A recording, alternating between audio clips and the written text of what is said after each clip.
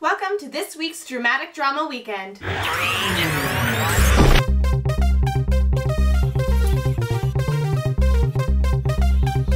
With Rooftop Prince, you better be prepared to get addicted to omurice and parka satang because you will not be able to stop watching this show from episode 1 to episode finale. Rooftop Prince is a story that links the past and the present together. You have ancient Chosun, but then you also have modern day Korea and America and just a whole bunch of craziness going on. The story begins with a twist through childhood dramas between Parka and Sene, who are half-sisters, and also drama in ancient Chosun between sisters as well, who are identical. We find out that they are reincarnations of themselves later on in the story. After Parka in modern day Korea is abandoned by her stepsister, she is taken to America where she meets up with a young man from Korea named Taeyoung, who is the cousin of Taemu. While in America, Taemu sort of accidentally kills Taeyoung and he is glad about it, and so he goes back to Korea. Parka finds out that her family is back in Korea, so she moves there.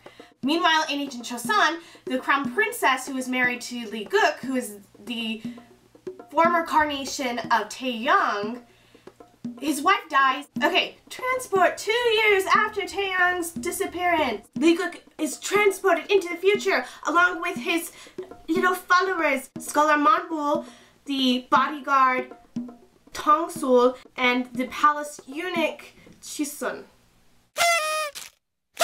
Surprise of a surprise, they fall into Parka's rooftop house. None of this group know what's going on, including Parka, but they start to kind of bond together as she forces them to work off the damages they caused to her house. But things really don't start to get interesting until Lee Guk sees Sina, who is Parka's stepsister, and realizes that Sina looks exactly like his late wife. Are you confused yet? So while he's trying to figure out this mystery, he continues to live on the rooftop house with Parka and all his followers. And lots of drama happens after that, and I'm not gonna go into it. As you know, I never do. The side story of Lee Guk's entourage from the past is by far the most interesting side story in this drama. Just watching them trying to blend in was absolutely outstandingly hilarious. When I watched the part where they were trying to get part-time jobs and they were totally messing it up because they didn't understand how everything works, I was basically on the floor laughing. It was so funny. I especially loved Sungwoo. Talk about a Confucian hottie. I loved him every moment of the way, especially when they showed his awesome skills of being able to remember everything because he's obviously this really advanced scholar who knows and is a genius and, well, let's just say he's really attractive, okay? Surprisingly, I actually really did enjoy the side story of Parka's stepsister, Sina. Most of the time, I hate the villain, especially the female villain. I always just, I hate them. I felt like she was a very well-developed character, and she seemed to progress and digress at the same time, and then eventually came together in the end. And in the end, I didn't even feel like she was a villain anymore. I felt like she was more of a victim along with everyone else. Very interesting that they took the person that I hated in the beginning of Sina and the former carnation in Chosun and kind of switched the roles in the end, and I started hating the one in Chosun and loving the one in modern day Korea. What? Mind blown! Well played, writers. Well played. I give the sassy main lead on this drama a 5 out of 5 on the doormat scale. I do acknowledge that she was very bossy in the beginning with her minions. I can call them minions, right? Because they did her bidding. Even though she did look like a pretty kick-butt girl, if you look closely, she's a pretty big doormat. For example, the very fact that she took them in when they were dressed in Chosun attire. Now, in most societies, that's considered insane and you turn them into an insane asylum. But for Parka, who is a doormat, she decides that she's going to feed them and take them in and make them work for her. And basically help them into society. Parka, these men could have been psycho killers that you just invited into your house. Did you see how they came in? No, you didn't. So they just show up into your house and start yelling at you and threatening you with swords, and you decide to keep them. Now that isn't to say that I didn't like anything about Parka. There was a lot of things about her that I really enjoyed. One of which was her fashion sense. I wish I could rob her closet.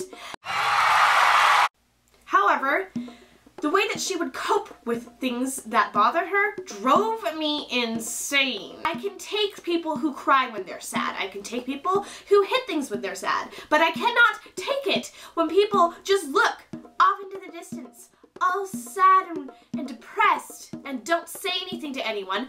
You don't accept help from anyone. You just stand there and stare.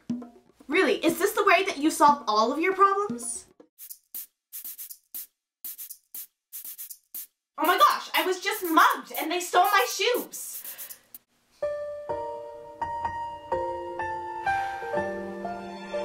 Oh my gosh, my dog is on fire.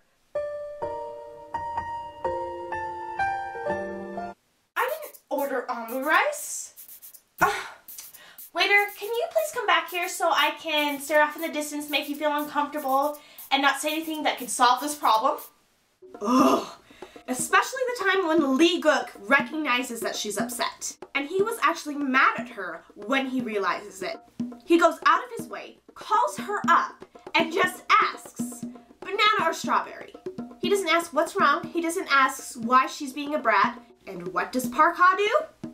She's rude to him on the phone, hangs up and walks off and starts to stare off into the distance at the sunset.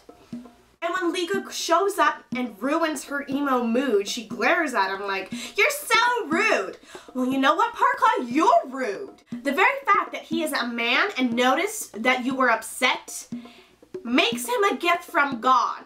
But not only did he notice that, he tried to make it better and in the best way possible. He didn't ask you what was wrong. He just wanted to solve it by making you feel better through food.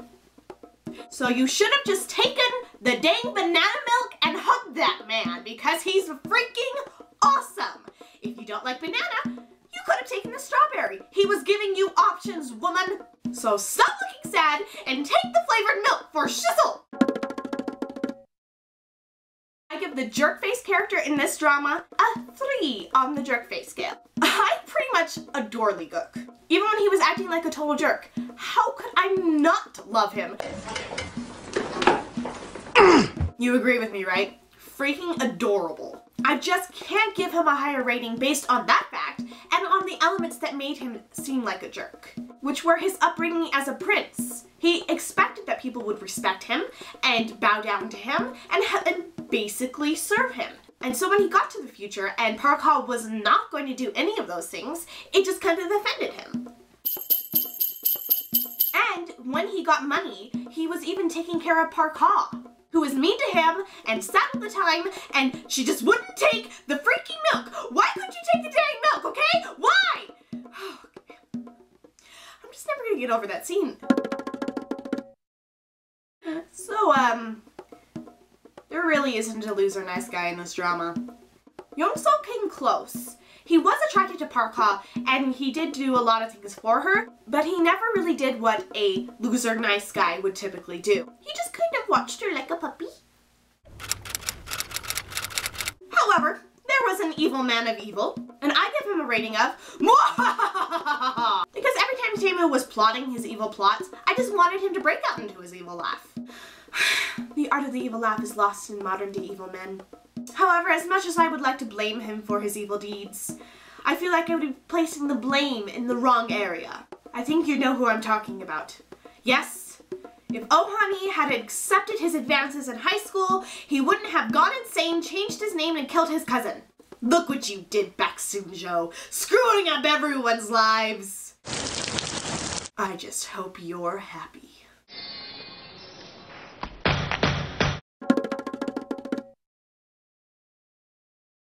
It was indubitably worth my time. Every wonderful, painstakingly, hilariously dramatic-filled minute of it. It had a lot of really talented, attractive men, an awesome plot twist, and a really romantic love story. Even though the ending was bittersweet, I felt like it was very satisfying. I remember when I was watching the ending, I said to myself, they're not gonna make her go back in time, are they? Oh, that'd be such a cop-out. It's so predictable. She'd go back in time because the Parka in the past is dead, so therefore she'd fit in, right? Oh, please, please, please, don't disappoint me. Don't do it, don't do it, don't do it, don't do it. Luckily, they didn't. It was a bittersweet ending, where he sends a letter from the past to her in the future where she's all sad because he had to go back, and it's very romantic, and he's all alone and she's all alone, and they're both missing each other, but then magically Taeyong wakes up from his coma, and he remembers seeing her in America, and so he leaves her another drawing, and they get together. However, it's still very sad because Lee Gook is back in the past all by himself missing her. Taeyong has none of the memories that Parka and Lee Gook had together. They won't have the memories of Alma Rice or Parkar Satong or the fishbowl or any of that. So they'd have to start over, and is it really him? Will she really be happy with him? But at the same time, it is him because this is reincarnation, and they were meant to be together in the beginning. It's just heartbreakingly beautiful, isn't it? I definitely recommend that you watch this drama. Thank you for allowing me to make your weekend even more dramatic than it already was. If you would like to suggest a drama for me to review, go to our website, NamasteDwaejiKim.blogspot.com, click on the link of Mindy the Prima Donna, and there is a list for the voting off to the right. I really apologize for the cold, guys, going on. I'm sure it's kind of hard to understand me, but you know, it's fall. Germs happen.